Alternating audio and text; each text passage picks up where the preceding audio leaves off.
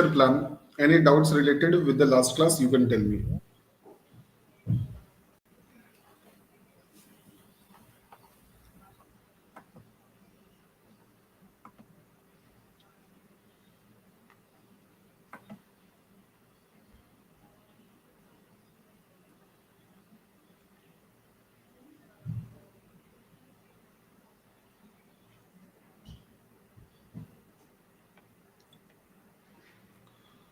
Oh, we were supposed to discuss this fifth wave of nationalism. I think we discussed, na? First wave, second wave, third wave, fourth wave, and the fifth wave.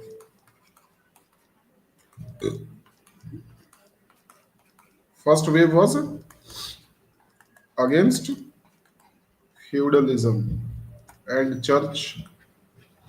Second wave was against king. Third wave was against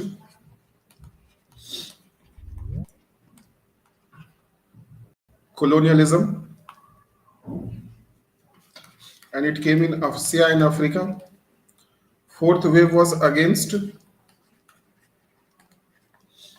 socialism. It was in East Europe, right? And the fourth wave gave the rise to Americanization. It gave rise to Americanization. Fifth wave is against. Fifth wave is against. Tell me. Fifth wave is, now there are two debates regarding the fifth wave. Then let us see the debates.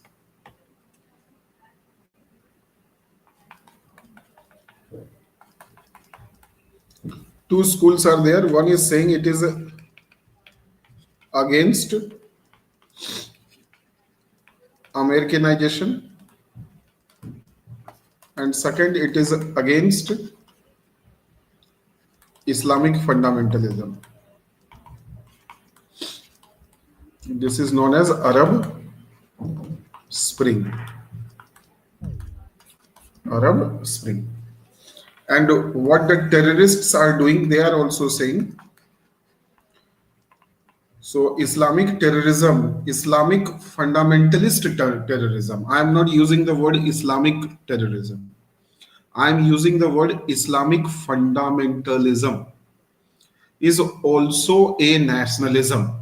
How many of you will agree with this? Is Islamic fundamentalism a nationalism? What is nation?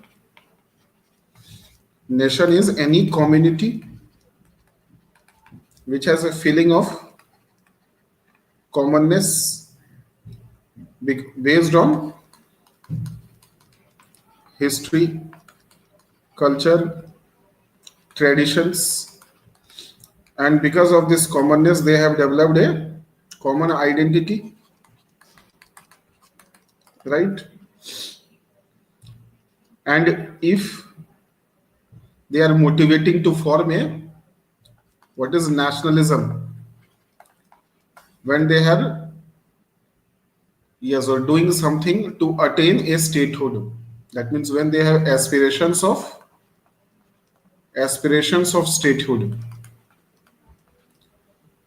तो बताओ, Islamic fundamentalism में community है, Islamic community है, commonness है, या history, culture, tradition, इनकी एक अलग आइडेंटिटी है? और क्या ये एक स्टेटहुड डिमांड कर रहे हैं? क्या ये क्या चाहते हैं? गजबे हिंद. तो गजबे हिंद क्या है?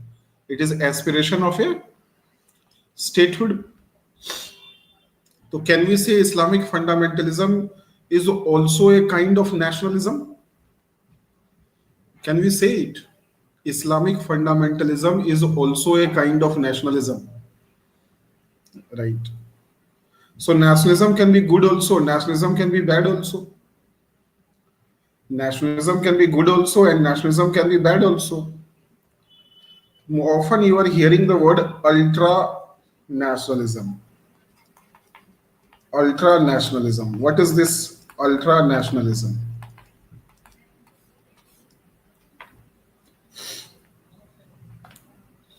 What is this ultra nationalism?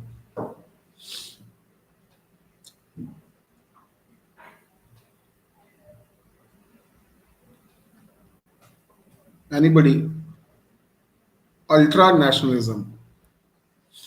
Ultra nationalism is like, example will be of what Hitler did was ultra nationalism. Hindutva is ultra nationalism.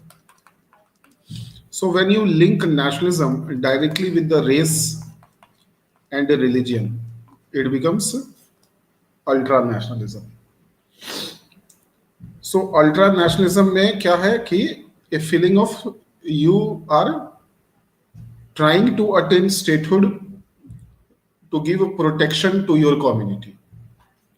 So you are trying to achieve statehood with exclusive concern, with exclusive goal to give protection to your community only. To your community only. It is only your community. So India only for Hindus, Pakistan only for Muslims. So this is ultra nationalism. I don't know. Means I am just saying what the scholars are saying. I am nobody to come to put any comment on Hindutva or put any comment on Islamic fundamentalism. ठीक है ना? I am only explaining you what the scholars have said. Yes, jingoism is a kind of ultra nationalism. Then if I will ask you, so is it the Tamil community ultra nationalism? Will you say yes or no? Tamilians ultra nationalism? The answer is no. Why? Because they do not have any motivation of exclusive statehood. Are you understanding this? Ultra nationalism में क्या होता है? Ultra nationalism is exclusive and particularistic.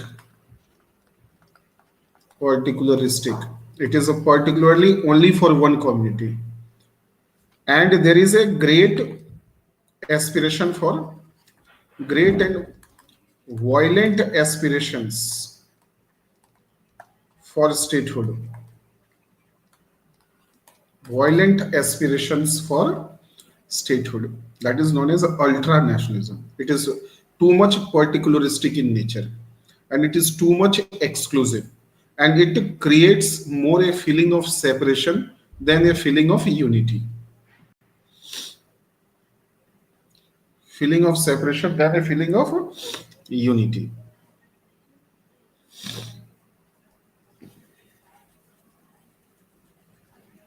Naga is a ultra nationalism. Naga nationalism is that is ultra nationalism. No doubt regarding it.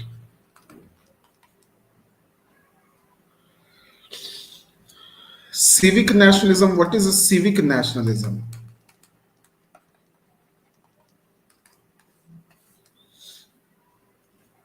So what is a civic nationalism?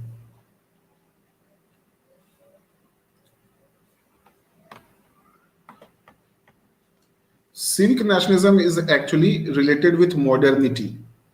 So civic nationalism is related with modernity. one who believes in modernity. So modern values, which is based on modern values, like America, is a civic nationalism. So no special focus on any particular religion, race, no special focus on any particular race or a religion or culture, right? So one who is believing in the principles of modernity, one who is believing in the principles of modernity. Understood? Ultra nationalism, civic nationalism, ठीक है? You can see this. Tamil ultra nationalism हो गया. Nation, हाँ. So Islamic fundamentalism is also a kind of nationalism. So two views are there. One view is regarding the, yes, one view says that fifth wave is against Islamic fundamentalism, and examples you will see Arab Spring. Arab Spring is example of the, and the other view says that it is against Americanization. Example you will see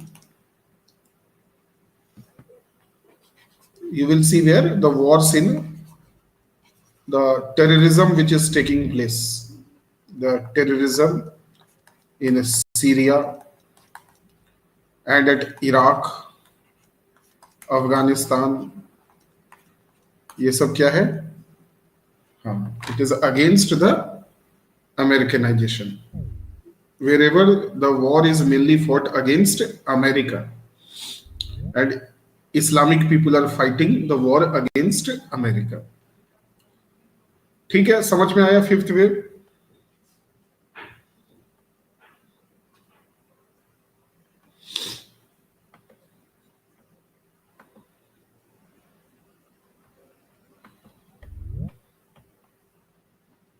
Did I say the name of Saudi? I have used the word Syria, Iraq, Afghanistan. So whatever is happening in Afghanistan, I did not use the word Saudi, no? In Syria, the war is against Americanization. In Afghanistan also, war was against Americanization. Right? Then come to the next part. Now we will see the theory of the state. Theory of state.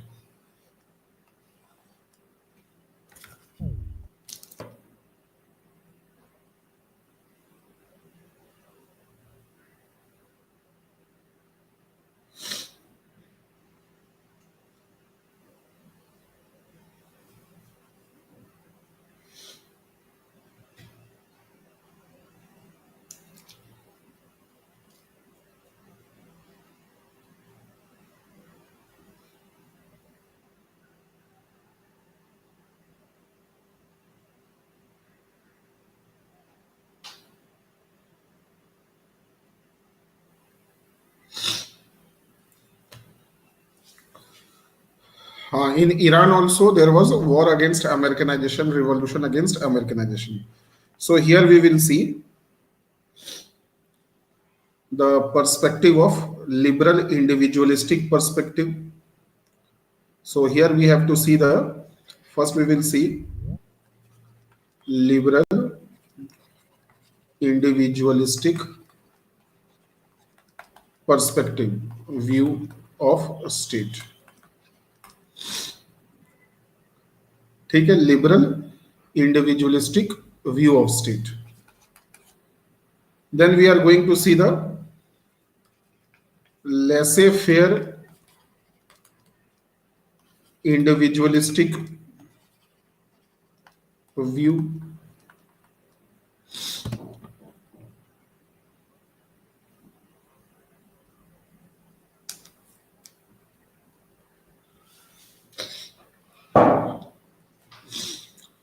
In fact, I should use the other terms.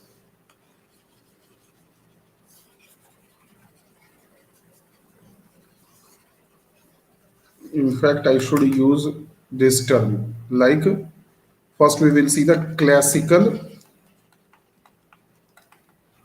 liberalism view. In this, we have two views. One is individualistic view. One is utilitarian view. This view is known as liberal individualistic view. In this, we will see the view of Hobbes. Since you have read Hobbes, so you won't find any difficulty in understanding this. In utilitarian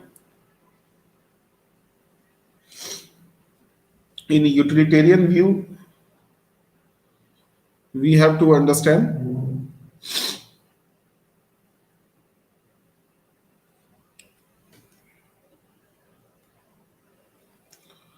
here we have to understand the Bentham's view,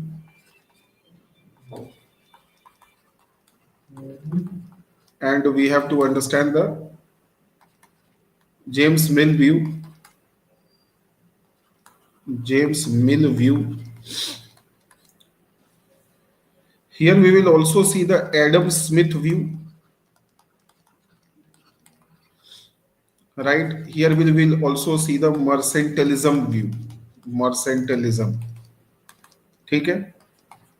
Adam Smith, James Mill, they are together known as laissez-faire view. Laissez-faire view. Please write this. This is laissez-faire view is different from liberal individualistic view. This is laissez-faire individualism, and this is liberal individualism. Both are different. One is belonging to the contract school. This is belonging to the utilitarian school. Hope I am clear. इसमें Bentham आएंगे, मिल आएगा, Adam Smith आएगा मर्सेंटिलिज्म में. ठीक है.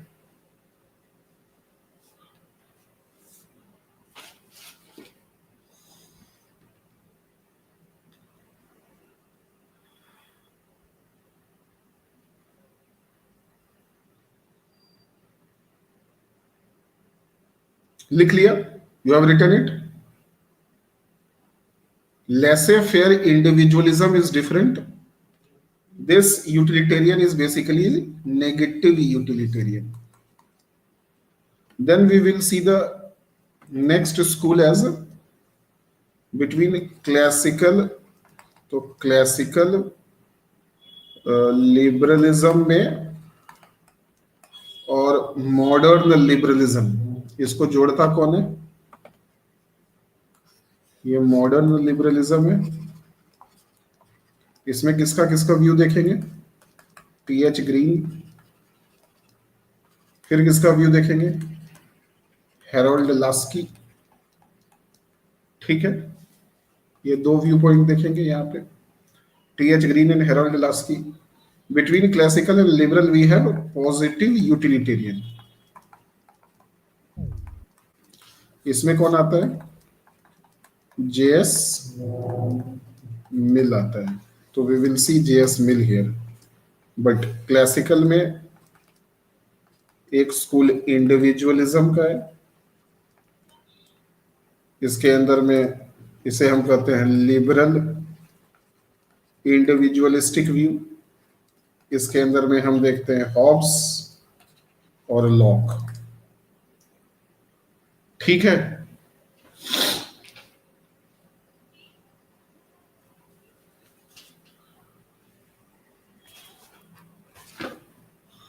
Just give 1 minute.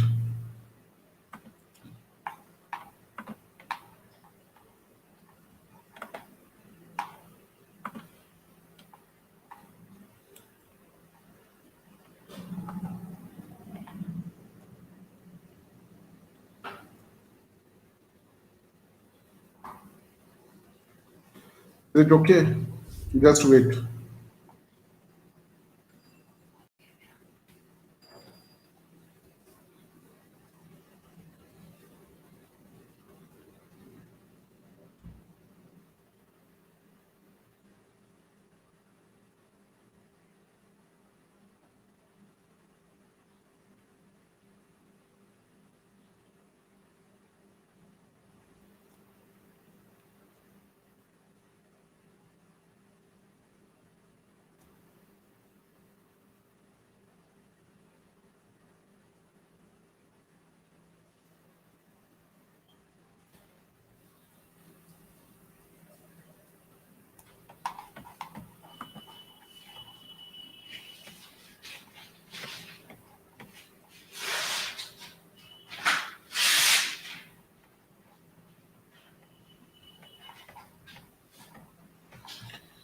One we have missed it in here. After individualism, we discussed negative utilitarianism. In a negative utilitarianism, we have Bentham, then we have James Mill, then we will see Adam Smith, and we will see Herbert Spencer. Correct?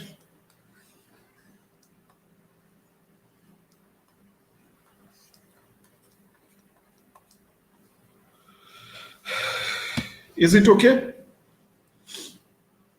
After modern liberalism, we will see Marxist view. After modern liberalism, we will see Marxist view. And then we will see, after Marxist view, we will see colonial view, then post-colonial view, then feminist view, then Gandhian view. Right? But today we will cover Hobbes, Lasky, Bentham, Mill, Smith, Herbert Spencer, T.H. Green, and Harold Lasky. And tomorrow we will see the Marxist, then colonial perspective, post-colonial perspective, then Gandhian perspective, then feminist perspective.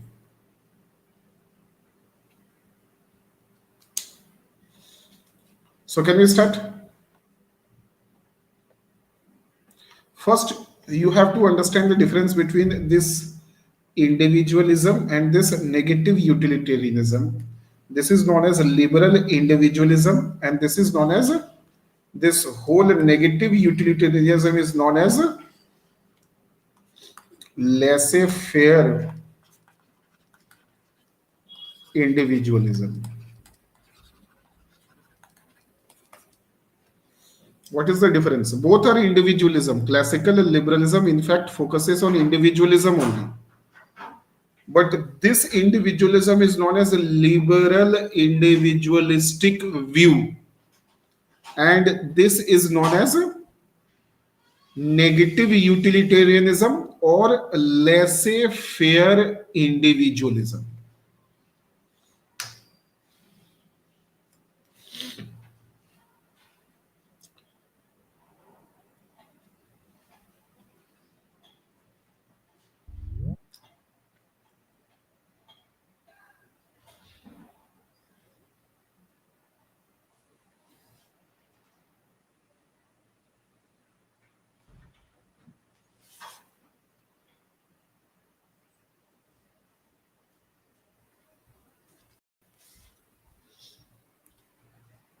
Please tell,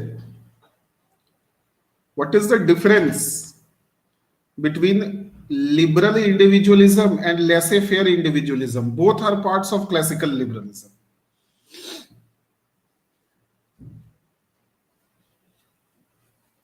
Who will tell? Are you all listening to me?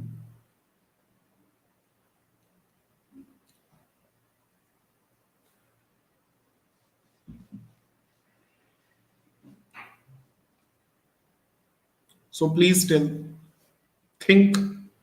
If you have understood the classes, you will be able to answer.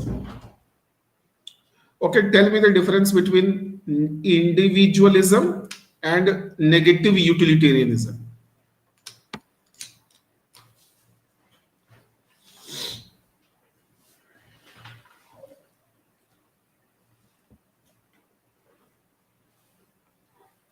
Not able to answer.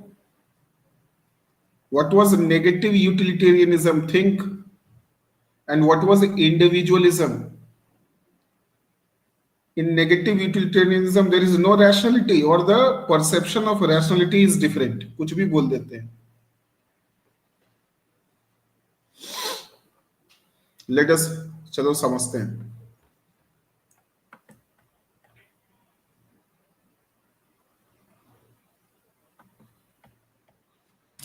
See, classical liberalism has two parts. One is individualism and one is negative utilitarianism. This is more worried about the general life of the man. This is more worried about the general life of man. Is it okay? This is more worried about the economic life of man.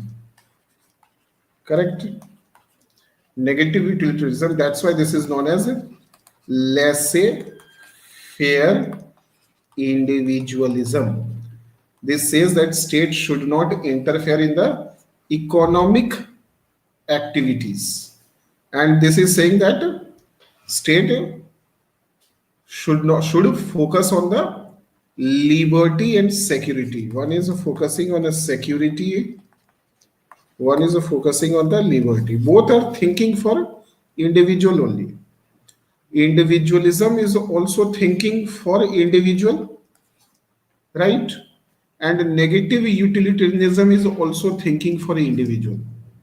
But the purpose of thinking is different. The purpose of thinking is different. ये जो individualism है, ये व्यक्ति के general life के बारे में सोचता है, तो वो उसके इकोनॉमिक डेवलपमेंट के बारे में नहीं सोचता है. वो उसके इकोनॉमिक प्रोग्रेस को लेकर के कोई ओपिनियन नहीं बनाता है. इसमें दो व्यूज हैं, एक हॉब्स है और एक लॉक है. हॉब्स कहता है, what Hobbes focuses, Hobbes is saying कि व्यक्ति के लिए सबसे ज्यादा जरूरी उसकी सुरक्षा है. तो सोच रहा है वो व्यक्ति के लिए ही, लेकिन वो व्यक्ति के केवल सिक्योरिटी को के बारे में को लेकर के सोच रहा है, और उसी बेसिस पर उसने सारी थ्योरी बनाई है. चाहे वो लिबर्टी की थ्योरी हो, चाहे वो स्टेट की थ्योरी हो, चाहे वो सोवरेनिटी की थ्योरी हो, चाहे वो जस्टिस की थ्योरी हो. जो भी आप थ्योरी बनाओगे हॉब्स के अनुसार, वो कहीं ना कहीं व्यक्ति के सिक्योरिटी को ही फोकस करता है. बाकी सारी चीजें उसके लिए सेकेंडरी है. Hope you have understood. Here we will do different way of different perspective we will understand this. So that's why this school is known as individualism. ठीक है.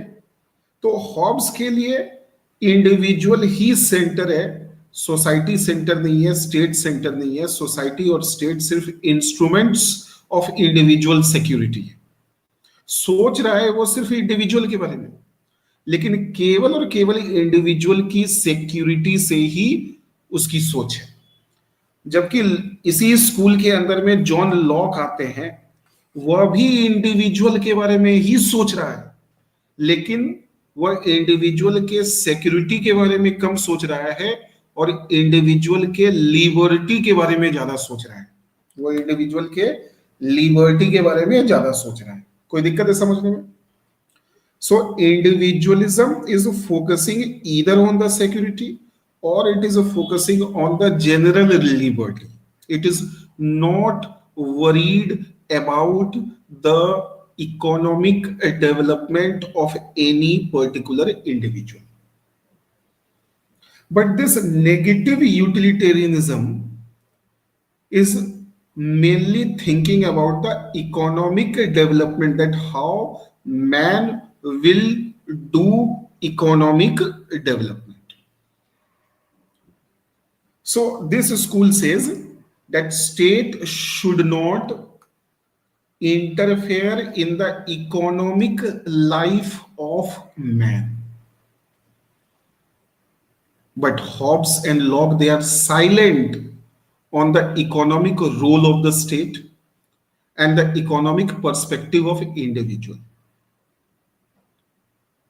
But the scholars of this negative utilitarianism, they are mainly worried about the economic life, and that's why they are saying that every individual should be allowed to do any economic activity it is until and unless it is not harmful for the society. है कि नहीं? तो इसने pleasure principal जो लाया और maximum, वो क्यों लाया? उसका फंडामेंटल ऑब्जेक्टिव क्या था?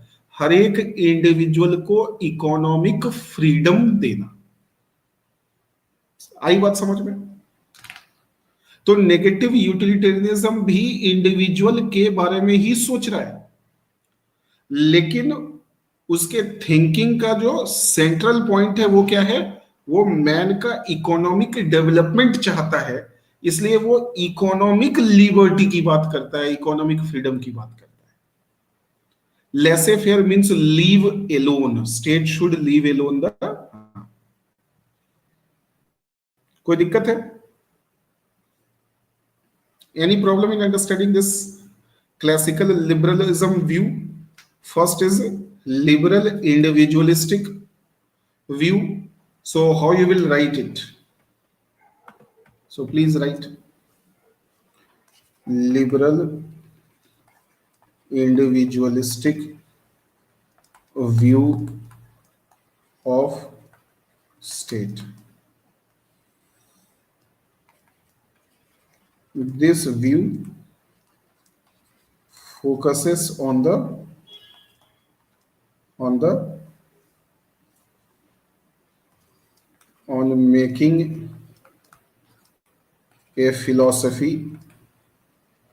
making a philosophy whose central objective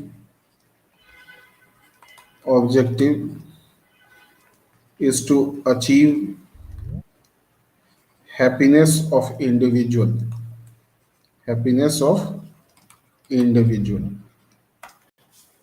and they feel that man is happy man is happy man is happy when he is either fully secured or he gets basic liberty to live his life. ठीक है? Am I clear? This view focuses on making a philosophy whose central objective is to achieve happiness of individual, and they feel that man is happy when he is either fully secured or he gets basic liberty, general liberty, not specific liberty. Correct? Right? When he gets basic liberty of his life. This view does not focus much on the economic progress of each individual. Right? But the negative utilitarian view, ठीक है, ये क्या है? Negative utilitarian view, this view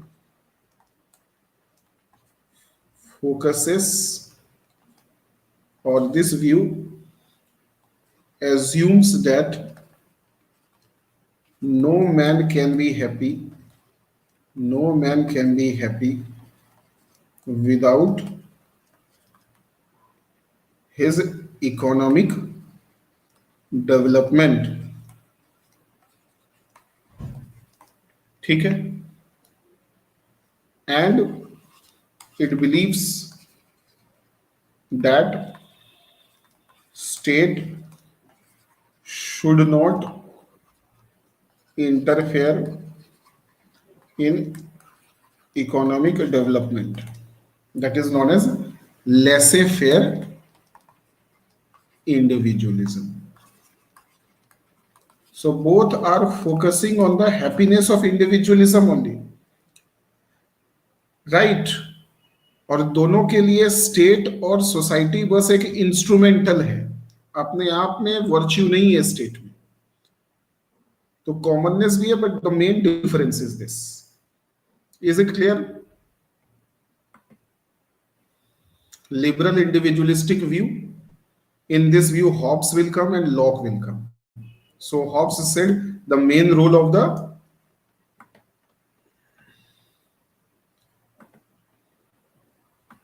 what Hobbes said, the main role of the state is to give security to every individual.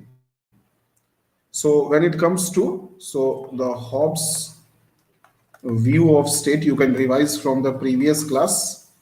So what can be said? It focused on security, and it asked to sacrifice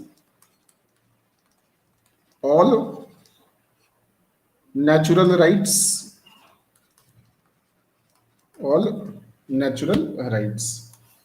and state and society are created together by whom? By contract. यही तीन main बात है. Focusing on security, it asks to sacrifice all natural rights. That means there is no scope of the liberty here. More focus is on the security. And Hobbes' view of state is silent on the economic. It is silent on economic role of state. And state's main role is what? State's main role is what? To make laws for security. Legislative role is there. State will make laws only for security. ठीक है? And state will punish everybody who will do anything, who will violate those laws. So here the regulatory, how economic activities, it was silent, did not say anything.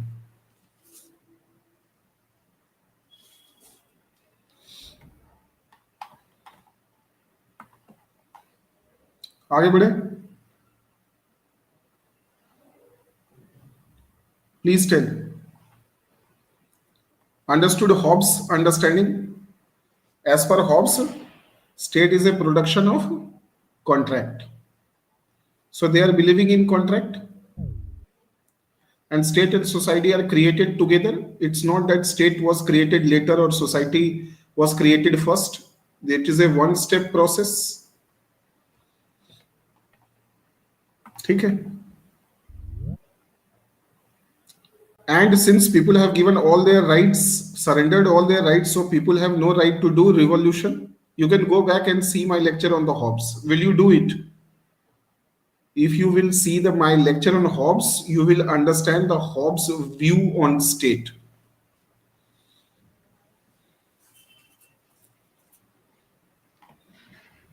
And the state is just instrumental. Society is just instrumental. So that means they feel that individual is separate from society and state.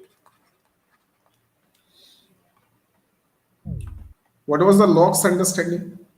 Just a small revision about Locke. Number 1 point, Locke focused on general liberty, on the liberty, but he did not clarify that why the people need this liberty, whether what they will do with this liberty, whether they will do economic development or not. So it was also silent on the economic role of state. ठीक है. It believed in natural rights, believed in natural rights, believed in contract, believed in contract. I think I have made a very, very good chart on this, if you can remember. He believed in contract, and state and society were created in two-step process, were created in two-step process. He talks about limited government, limited role of state, and state will not be sovereign, so limited sovereignty. He talks of limited sovereignty, limited, and he believes that contract is reversible in nature.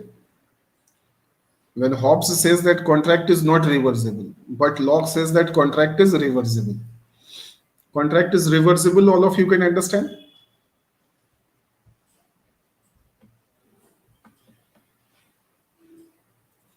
What is the meaning of reversible?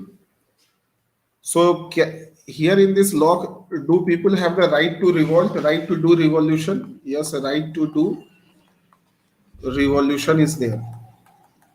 Because people have not surrendered all their liberty. They have surrendered the basic, only some liberty has been surrendered, but liberty, property, liberty, all these are there.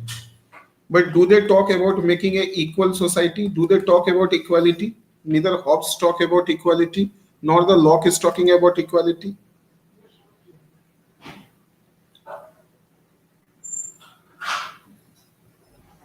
ठीक है? Neither the Hobbes is talking about the equality, nor the Locke is talking about equality. So state has no welfare role.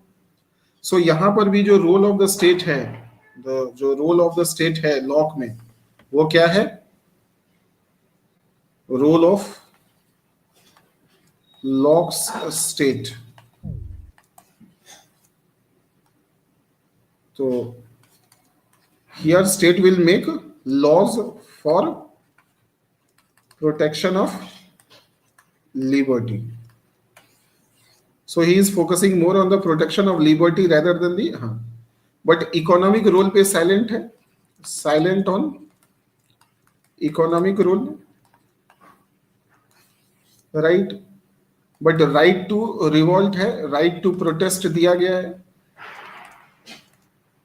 ये limited government की बात करता है, limited role है state का, state के पास लिमिटेड सोवरेनिटी है, स्टेट हर मामले में इंटरफेयर नहीं कर सकता, लोगों के पर्सनल लाइफ में इंटरफेयर नहीं कर सकता, समझ रहे हो? और स्टेट की अगर जरूरत नहीं होगी तो स्टेट को रिवर्स भी करा दिया जाए, या स्टेट अपने डिजायर्ड गोल को अचीव नहीं कर पाएगा तो स्टेट को बदला भी जा सकता है, एक अलग कॉन्ट्रैक्ट बनाया जा सकता है. तो रिवर्सिबल है ये, स्टेट रिवर्सिबल है, स्टेट का एग्जिस्टेंस परमानेंट नहीं है. ठीक है?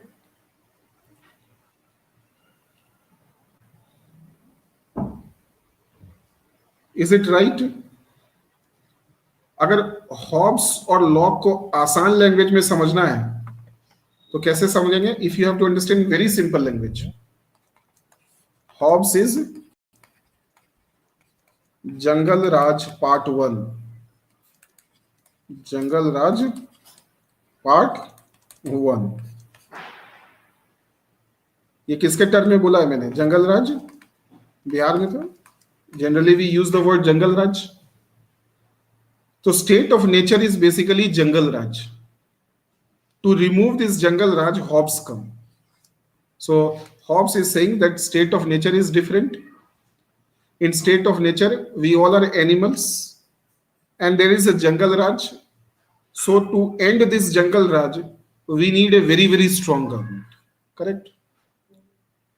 So the strong government comes and gives security, but with security, people do not feel permanently happy. So now they are saying that this is a jungle raj part 2. So we need now mukti from this jungle raj part 2. when the government becomes very very powerful.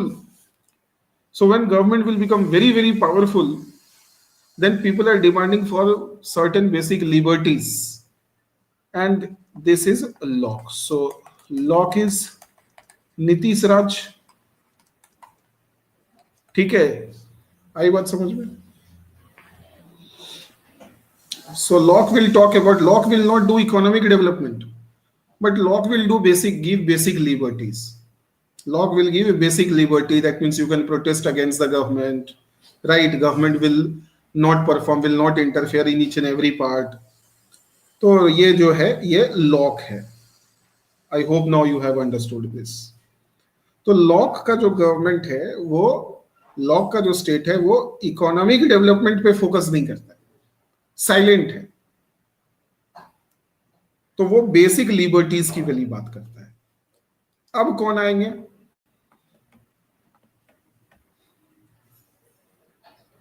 Now who will come? Negative utilitarianism.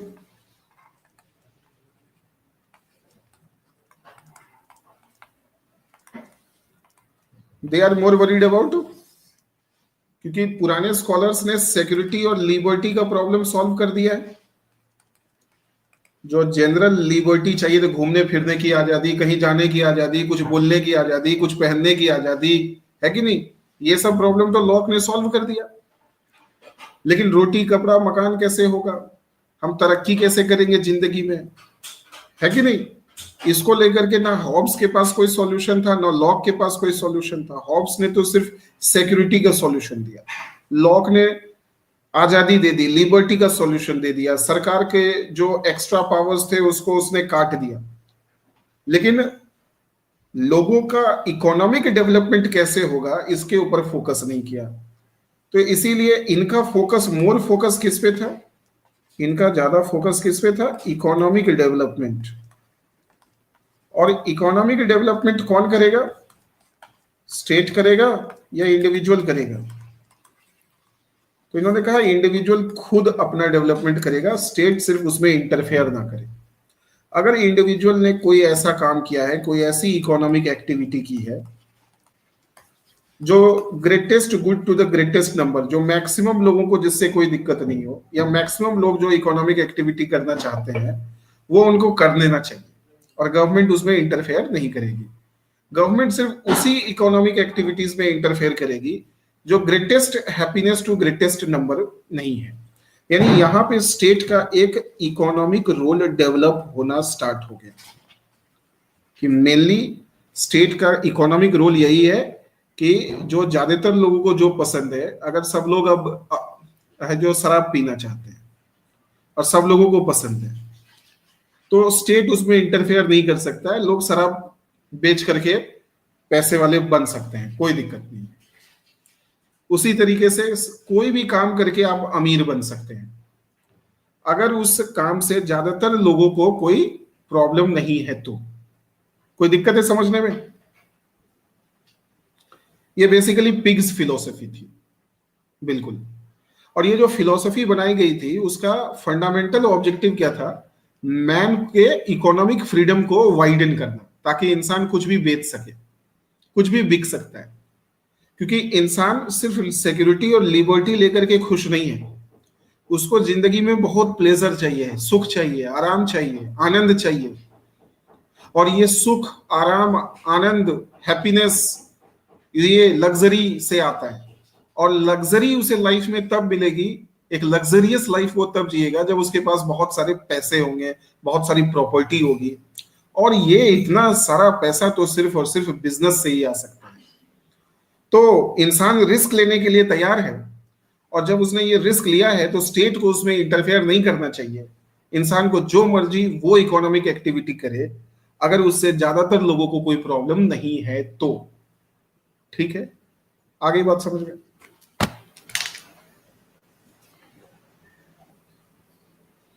Understood? हाँ, basically इनका यही मानना है कि ये सब तो ठीक है, आपने हमें सुरक्षा दे दिया, आपने हमें बोलने की आजादी दे दी, विरोध करने की आजादी दे दी, लेकिन जब तक हम हमें लग्जरी नहीं मिलेगा, तब तक हमें असली सुख नहीं मिलेगा। तो हमें सरकार को हमारे लग्जरी के बारे में सोचना चाहिए। और हम ये नहीं कह रहे कि सरकार हमको लग्जरी दे, हम लग्जरी खुद ले लेंगे, उसके लिए हमें कोई भी इकोनॉमिक एक्टिविटी बस करने दिया जाए। तो यहाँ पे इकोनॉमिक एक्टिविटी, कौन सी इकोनॉमिक एक्टिविटी होगी, उसका जो प्रिंसिपल था वो क्वालिटेटिव था या क्वांटिटेटिव था? ये क्वांटिटेटिव एस्पेक्ट है, क्वालिटेटिव एस्पेक्ट नहीं था। कि अगर कोई पढ़ाना चाहता है, एक आदमी पढ़ाने का काम कर शुरू किया, एक आदमी शराब बेचने का काम शुरू किया, तो अगर समाज में ज्यादातर लोग शराब का डिमांड कर रहे हैं, राइट, और पढ़ना लिखना नहीं चाहते हैं, तो शराब के ही कारोबार को सरकार एनकरेज करेगी, पढ़ने लिखने के कारोबार को सरकार एनकरेज नहीं करेगी। आई बात समझ में? Is it clear to all of you? तो वही कारोबार और वही बिजनेस और वही एक्टिविटी को एनकरेज किया जाएगा जिसका ज्यादातर डिमांड होगा। ठीक है? और हम ये नहीं देखेंगे कि वो कारोबार एथिकल है या अनएथिकल है, सही है गलत है। अगर ज्यादातर लोगों को ड्रग्स पसंद है, शराब पसंद है, वेश्यावृत्ति पसंद है, तो सरकार उसमें इंटरफेयर नहीं कर सकती। अगर ज्यादातर लोगों को शराब बेचना पसंद नहीं है, तब सरकार उसमें इंटरफेयर करेगी, कानून बनाएगी कि ये धंधा नहीं हो सकता है, ये काम आप नहीं कर सकते हैं। आ रही है बात समझ में? क्योंकि इसका जो फॉर्मूला है वो ग्रेटेस्ट हैप्पीनेस पर बेस्ड है। द वर्ड ही यूज किया है उन्होंने, हैप्पीनेस, यानी उनका जो थ्योरी है उसका सेंट्रल पॉइंट हैप्पीनेस है, कि हैप्पीनेस बिना लग्जरी के नहीं आती है, बिना सुख के नहीं आता है। क्लियर हुआ? तो इस यहां पे रोल ऑफ द स्टेट, ये कहते हैं कि स्टेट किसी कॉन्ट्रैक्ट से नहीं निकला है। तो नेगेटिव यूटिलिटेरियनिज्म वाले कहते हैं कि स्टेट को सिर्फ यूटिलिटी पे फोकस, लोगों ने बहुत दिमाग लगा करके स्टेट बनाया है, क्योंकि हर इंसान अपने प्लेजर को मैक्सिमाइज करता है, तो स्टेट का भी रोल है प्लेजर को मैक्सिमाइज करवाना। और ये किसी कॉन्ट्रैक्ट से नहीं निकला है, ये किसी एग्रीमेंट से नहीं निकला है, राइट। और ये नेचुरल राइट्स को विश्वास करेंगे नहीं करेंगे? तो नेगेटिव यूटिलिटेरियन वाले नेचुरल राइट्स पर विश्वास नहीं करते हैं कि सही और गलत का फॉर्मूला नेचुरल राइट डिसाइड या कॉन्ट्रैक्ट डिसाइड नहीं करेगा। क्या राइट होगा क्या रॉन्ग होगा ये यूटिलिटी डिसाइड करती है, ना कि नेचुरल राइट, ना कि कॉन्ट्रैक्ट। जबकि हॉब्स और लॉक किसको सही मानते थे? Just give me 1 minute.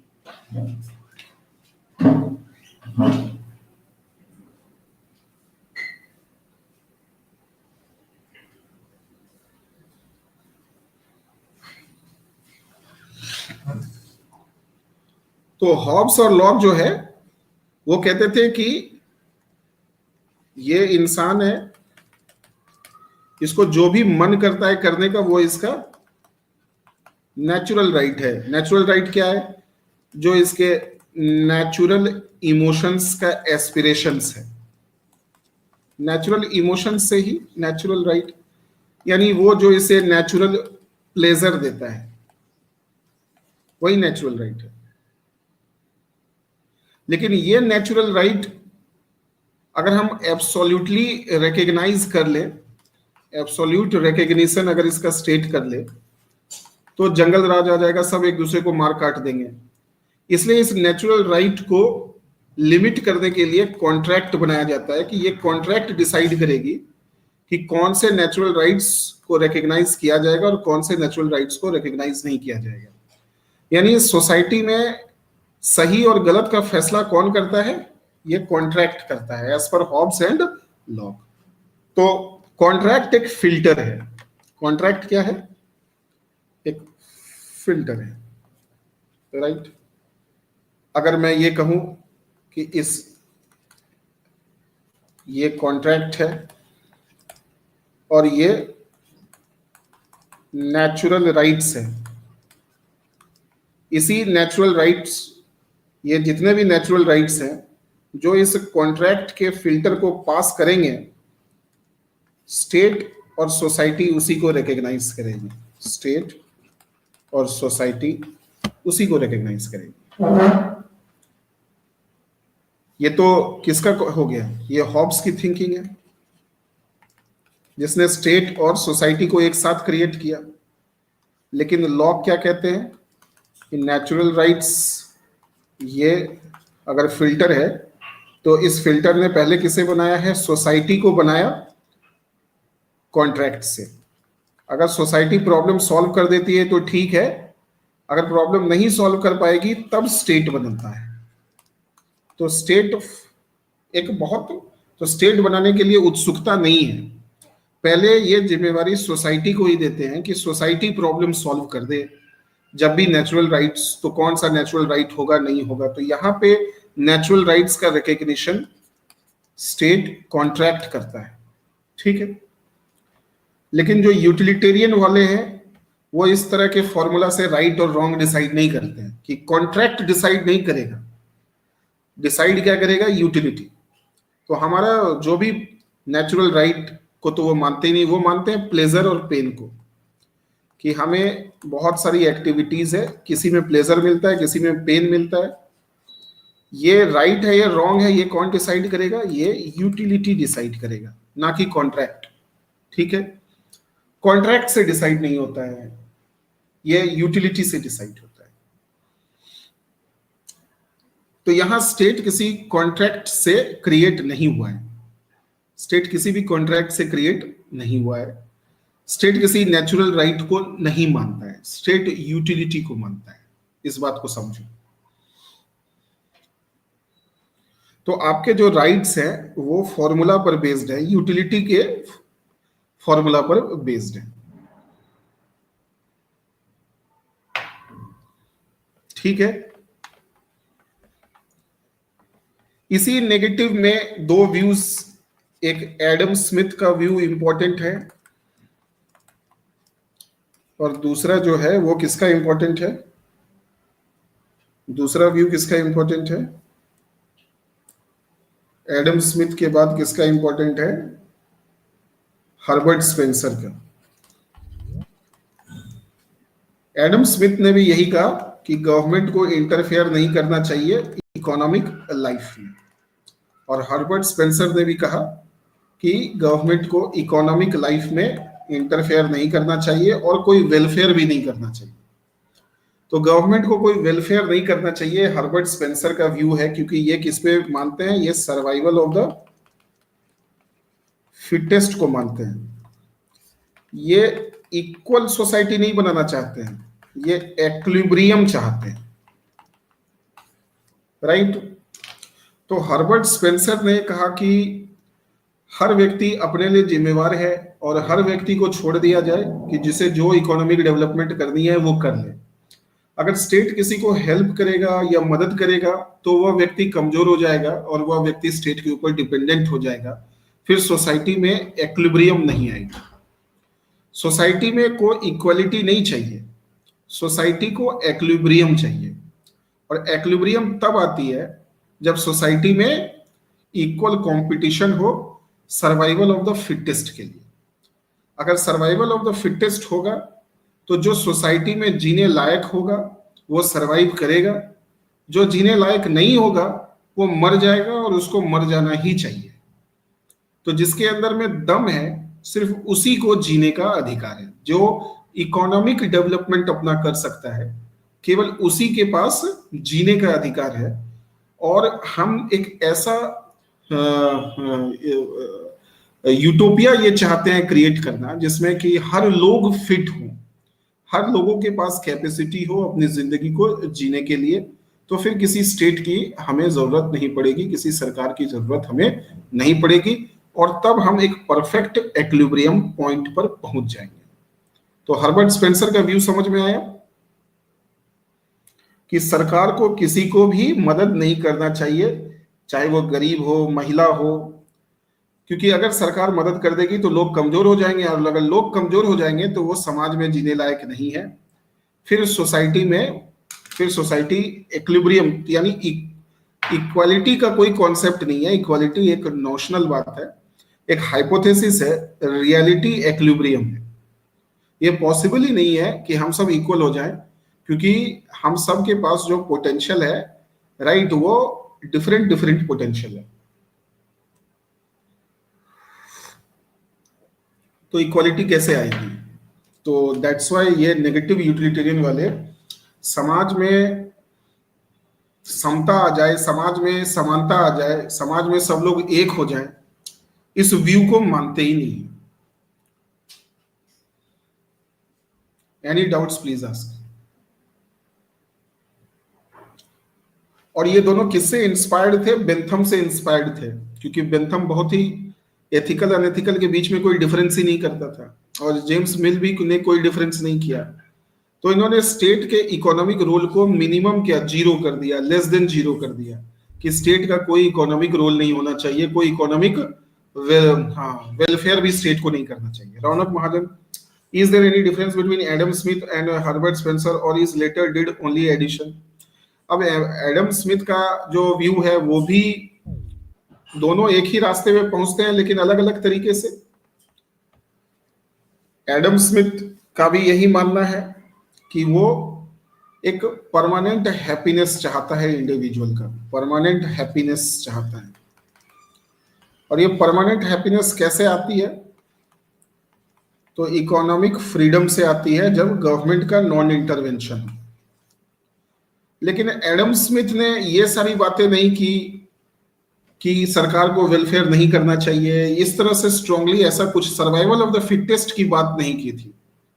लेकिन हर्बर्ट स्पेंसर कहते हैं कि सर्वाइवल ऑफ द फिटेस्ट है, और हमें एक एक्विलिब्रियम बनाना है, और गवर्नमेंट को उस एक्विलिब्रियम के साथ कोई छेड़छाड़ नहीं करनी चाहिए।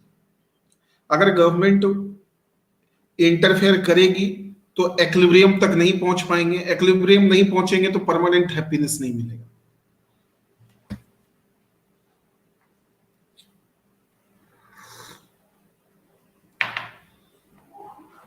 समझ गए?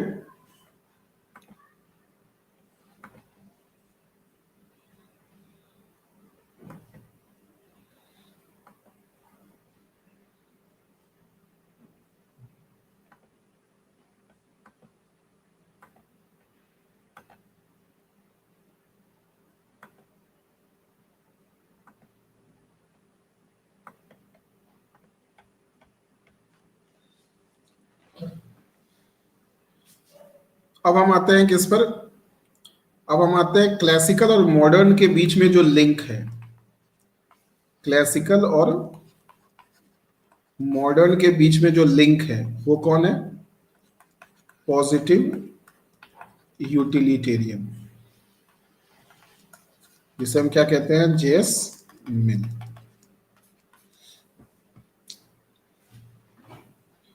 Deepti Mainath sir, please speak in English. Okay,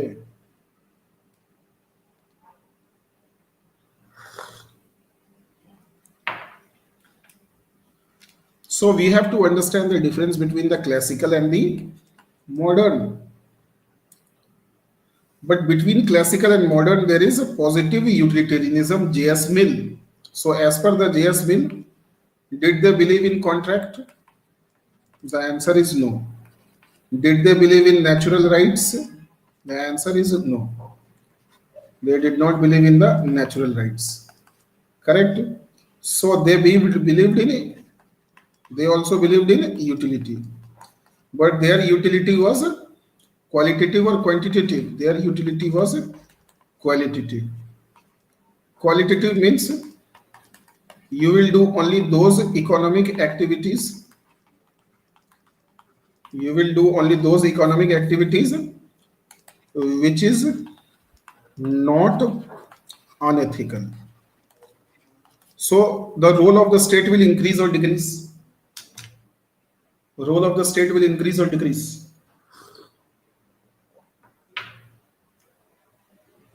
In J.S. Mill, the role of the state will increase or decrease. See, Hobbes, Locke, and then negative utilitarian, इसमें से हॉब्स ने फोकस किस पे किया? सिर्फ security. Did it focused on security? Did it focus on liberty? No. Did it focus on welfare? No. Did it focus on economic activities? The answer is no. Did it focus on removing social barriers? Removing the social barriers, like providing health and education, health and education to everybody, which is very important. No. What about the lock? What about the lock? Lock focused on liberty, security, welfare, no. Economic activities, no. Health and education, no. Only they are focusing on law and order, national defense, right, and giving punishment to one who is violating. Negative utilitarianism. They are focusing on security. They are focusing on liberty, but their liberty is mainly for economic development, right? What about the positive utilitarianism? They are focusing on security. They are focusing on liberty. Are they focusing on welfare? Are they focusing on economic activities?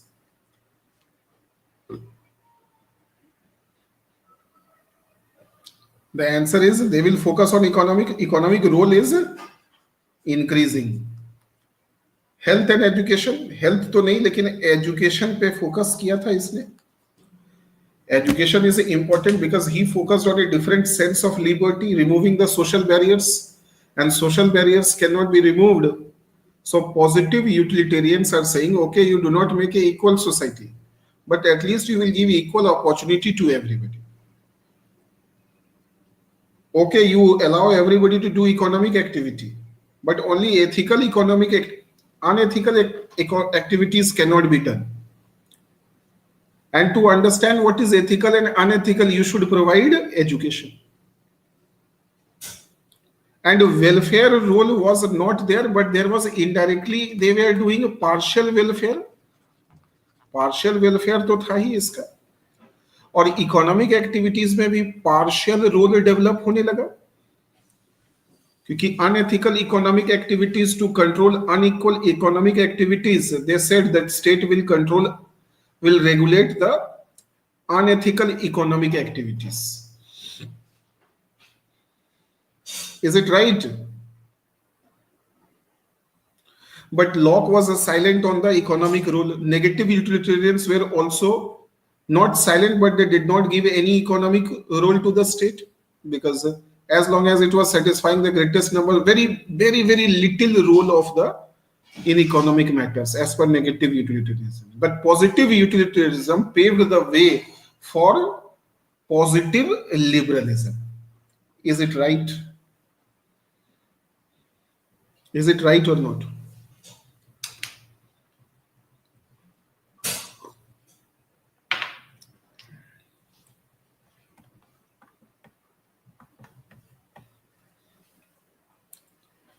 So you have to understand that J.S. Mill is, what is its central objective? What is his central objective?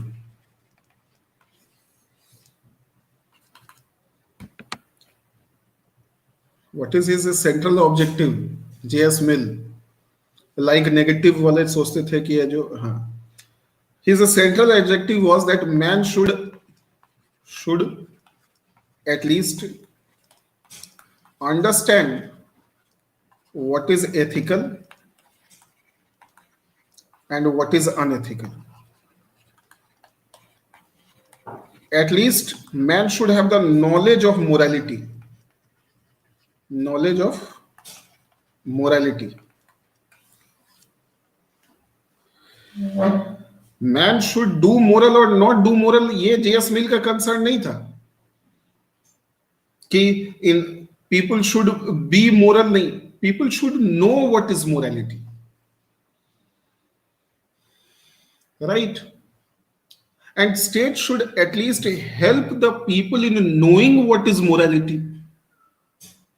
State will also not do anything moral. State will not force the people to become moral, but state will develop a understanding of morality. Isn't it so beautiful? And that's why to understand what is moral and what is immoral, what is good for the larger section of the society, Education is must. So state's role came in education. So J.S. Mill is saying that I am not expecting that people should do welfare for others. As Buddha said, that if you cannot do anything good for others, then at least please do not do anything bad. The same thing is, so he is actively moral or passive morality? Active moral or passive moral? He is basically a passive thinker, passive morality.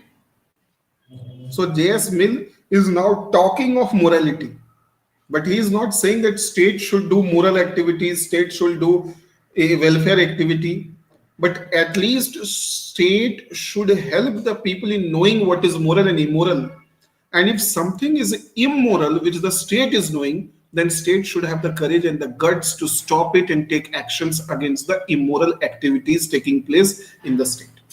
So state should not tolerate immoral activities. State moral करे ना करे, immoral नहीं करेगा और ना लोगों को करने देगा. Neither the state will do it, nor the state will allow others to do anything immoral. So state doesn't have any welfare role. State will not give free food, free health checkup, free employment. ये सब नहीं करेगी, लेकिन लोगों को at least aware कर देगी कि what is morality and what is not morality. And state will make laws against immorality. I hope this was a perfect understanding that J.S. Mill, that's why he is known as he paved the way for the welfare school. But he himself doesn't fall in the category of welfare school. But he created the conditions on which a welfare state can stand.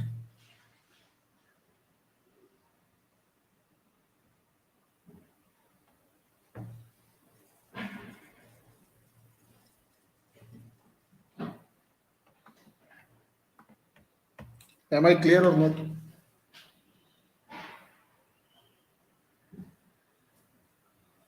Am I clear or not? Please tell.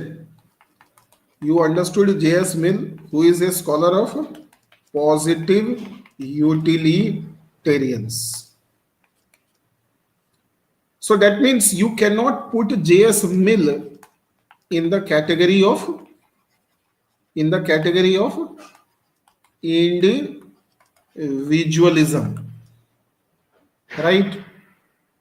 Nor you can put him totally in the category of modern liberalism, nor he can be put into the category of the classical liberalism who never thought about what is morality, what is moral for society, what is morality in society. He never thought that. Neither Hobbes thought, nor Locke, ना ही Bentham, किसी ने morality के बारे में कुछ सोचा ही नहीं. तो मोरालिटी के बारे में इस पूरे सीरीज में सबसे पहले J.S. Mill ने ही सोचा. Only J.S. Mill understood it, worked on the morality, and he said that the permanent, what is the central objective? To make the people moral, to make the people know what is morality. Now when the people have known morality, the modern liberals will come and they will ask the people to do morality. That's why this is, they are expecting a welfare man, welfare state, welfare economics. So man should be moral, state should be moral, economics should be also moral. So that's why the modern liberalism encouraged or widened the scope of the state. But as we all know, that modern liberalism, जिस पर विश्वास किसका था? T.H. Green and Hobhouse and Lasky. Did they believe in contract? Did they believe in contract? Tell me. Yes or no? No. Did they believe in natural rights? Yes or no? No. Did they believe in utility? The answer is no. So what is right and wrong? How you will understand? What is its central objective? What is the central objective? To develop capacity of doing welfare in each man. And man cannot do welfare without without removing the obstacles. याद करो, तो यहां पे role of the society और role of the state आता है कि state और society, what should the state and society do? Both state plus society should help a man in first in developing capacity of morality, and in order to develop the capacity of morality, state will provide health, education, all these facility, employment, even state will given property to health, education, job, property, ये सब क्या है? अगर ये सब इंसान के पास नहीं हो पाएगा तो वो मोरालिटी को कभी समझ नहीं पाएगा, अपनी कैपेसिटी को नहीं समझ पाएगा कि he can also do some moral activity, right? Please tell me.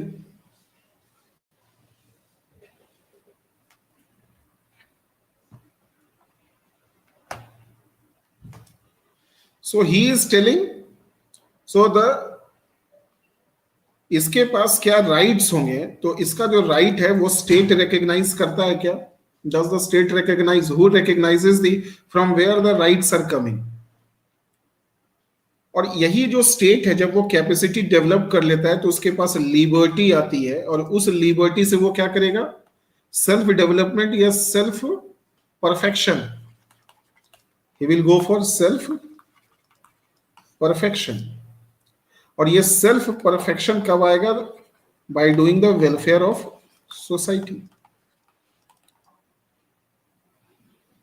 So what a man should, इंसान का क्या क्या राइट्स है, ये डिराइव किससे होता है? Collective moral consciousness of society. यहां स्टेट का रोल ये डिसाइड करने में नहीं है कि मैन को क्या मिलना चाहिए और क्या नहीं मिलना चाहिए, मैन के क्या राइट्स हैं या क्या राइट्स नहीं है. तो कॉन्ट्रैक्ट सोर्स नहीं है, यूटिलिटी सोर्स नहीं है. मैन को समाज में उसे कौन सी सुविधाएं मिलनी चाहिए, कौन सा अधिकार मिलना चाहिए, what kind of benefit should a man get, because whatever the rights you are getting, you have to finally develop a capacity from that. So try to understand and try to make this diagram that the sole purpose is to develop a moral liberty. This moral liberty, when you will have this moral liberty, then only you will do the welfare. But you cannot develop this moral liberty until and unless you have the capacity, and you cannot develop this capacity until and unless you have certain rights over something. ठीक है? तो अब कौन सा right, कौन से चीजों के ऊपर आपका राइट होगा, this is decided actually by the moral consciousness of society. So society will only decide that how much state should give to any man to develop the capacity which will develop his moral liberty to do welfare. So state is acting on behalf of society. Please write it. State do not sanction, state do not recognize the rights. Rights are recognized by moral consciousness of society. And once the society has decided that this is someone's right, then the state will have to deliver it. So यहाँ पे role of the state क्या है, you have to understand. State is basically a moral, यहां भी state instrumental ही है but moral in nature है. It is the moral instrument of developing. हाँ बट इंस्ट्रूमेंट है, but this is a permanent instrument. State, society and individual are always linked with each other.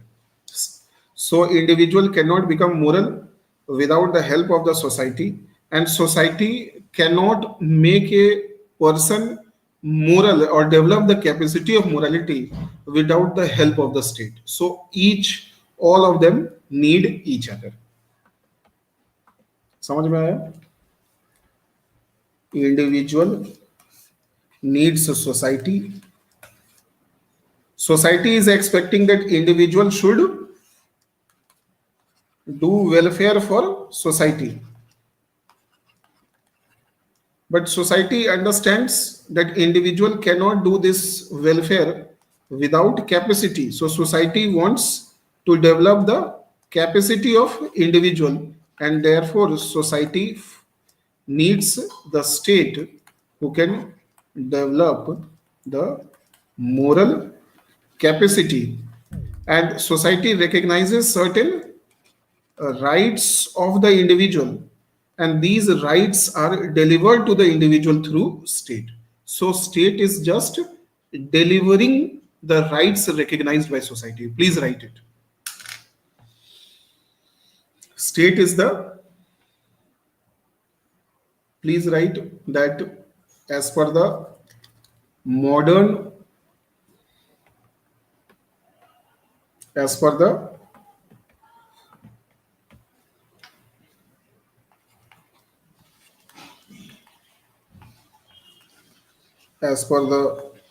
modern liberalism, as per modern liberalism, the rights of individual, the rights of individual are recognized by moral consciousness of society, and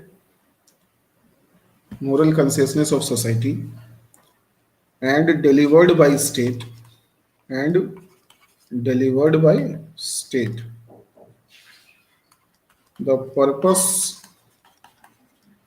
of recognizing the rights is to develop the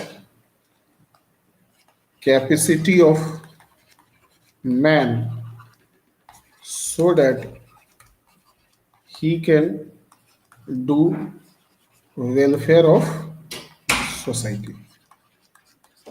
So man is also helping society by doing welfare, and society is also helping the man by recognizing his rights and asking the state to develop its capacity.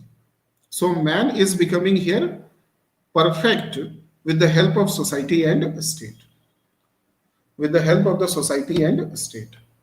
So finally what we have to understand कि यहाँ पे exact role of the state क्या है. Security का role है, liberty देगी या नहीं देगी. तीसरा, इकोनॉमिक एक्टिविटीज परफॉर्म करेगी या नहीं करेगी. चौथा, वेलफेयर एक्टिविटीज होगा या नहीं होगा. हेल्थ और एजुकेशन होगा या नहीं होगा. Health and education as per the modern liberals. So modern liberalism is focusing on security, but they are using the word liberty for individual development or self क्या सेल्फ परफेक्शन के लिए liberty दी जाती है. तो यहाँ मोरल लिबर्टी की बात होती है. Economic activities will the state perform, yes और no. Economic activities will the state perform?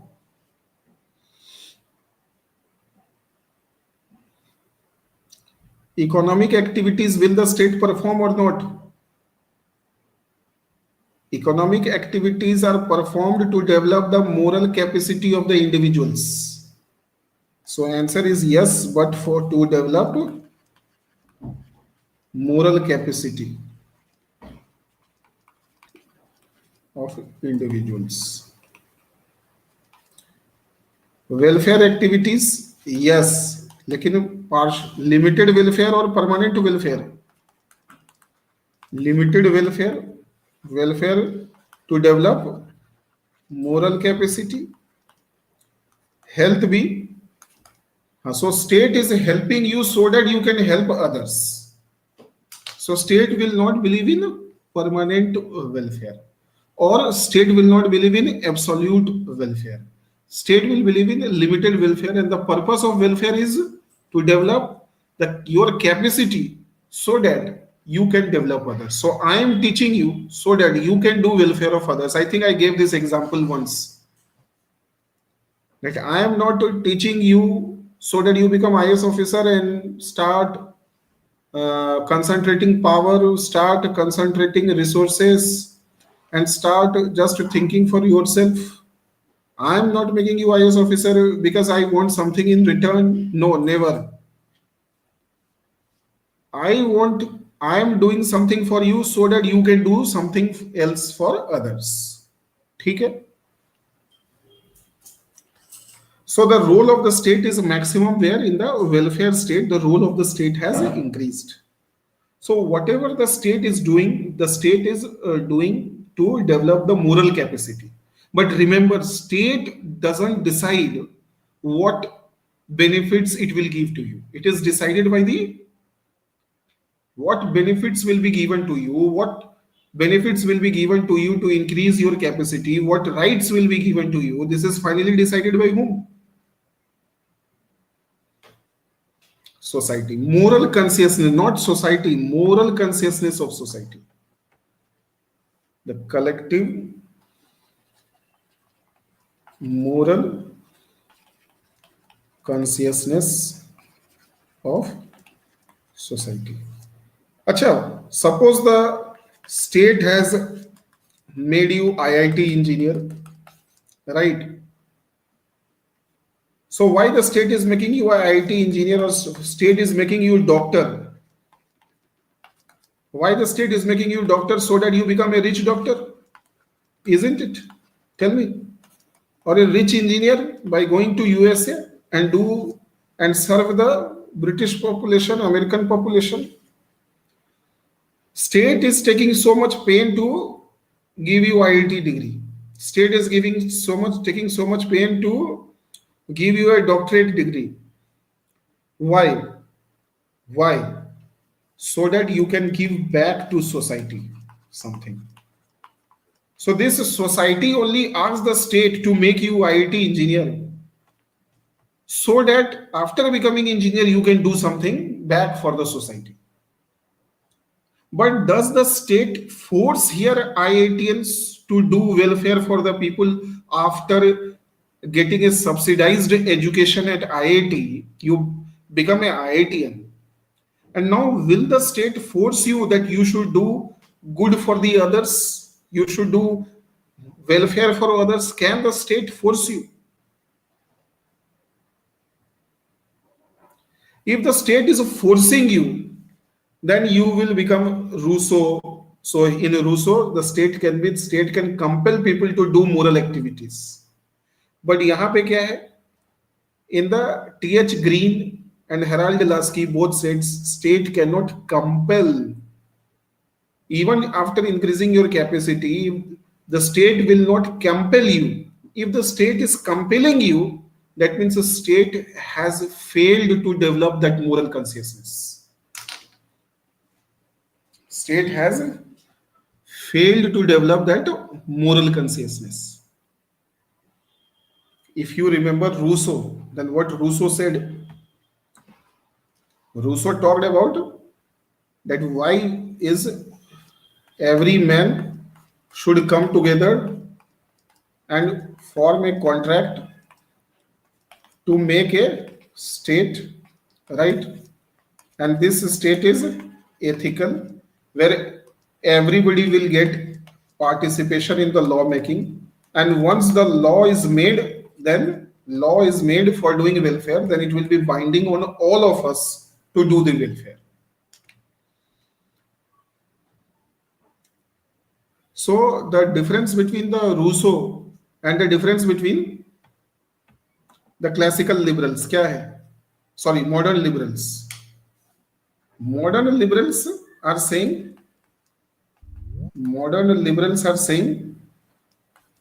that they do not believe in the forcing the welfare. It is a concept of enabling welfare or forcing welfare. But Rousseau is believing in forced. Man can be forced to free. That is forced to do welfare. और यहाँ पे क्या है? So this is a compelling welfare. Compelling welfare. This is enabling welfare. Please write this concept. Enabling welfare. Please write it. Modern liberals are focusing on enabling welfare.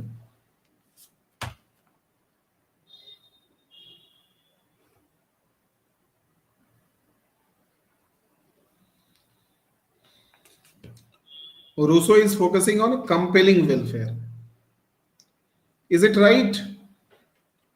The concept of enabling welfare and the concept of compelling welfare.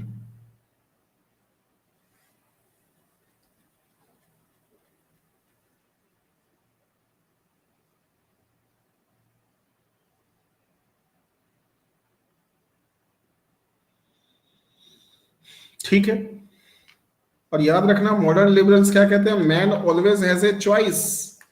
Man has always a choice of becoming selfish and becoming moral. That's why this theory is not permanently assuming that man is moral or not permanently assuming that man is selfish. It is saying the enabling rule is there. Correct? Enabling rule is there.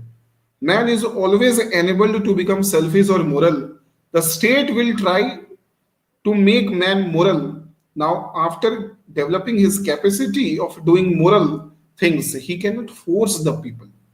But the Rousseau's permanent assumption is what? Man is inherently moral. Man is inherently moral.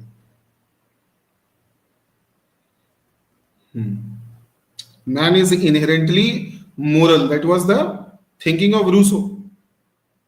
Contract scholars क्या कहते हैं? Man is permanently selfish, inherently selfish. Rousseau is saying man is inherently moral. And modern liberalism is saying man has always a choice to become selfish or moral. Whether he will be selfish or moral depends upon his surroundings, depends upon his capacity, surroundings and capacity. Correct? And what Marx will say, that man is neither inherently selfish, man is neither inherently moral. And one more thing, man doesn't have a choice to become moral or immoral. Man does what the economic system wants the man to do. So man is always in a process of development. So in different times of history, man has been compelled to do good or bad. So man is good or bad depending upon the economic circumstances. Are we understanding this? Depending upon the economic circumstances. So if economic circumstances are developing, man will also develop. So there is no permanent thinking or permanent assumption that man is good, man is bad, or man has a choice. Marx rejected all the three. Marx is saying man is doing what the economic system wants the man to do. So you cannot say that man is inherently selfish, or man is inherently what do you say, inherently uh, moral, or man has a choice of becoming moral, or man has a choice of becoming selfish, and he will act selfish or moral depending upon his surroundings and capacity. No, it is not in the capacity, it is in the economic situation. The economic structure of the society forces a man to be good or to be bad. So man cannot use his choice. ठीक है? Is it right? Can we stop here? So tomorrow we are going to see the view of Lasky, and then the Marxist view, post-colonial view, and many other views. Feminist view also, Gandhian view also. So thank you so much for today.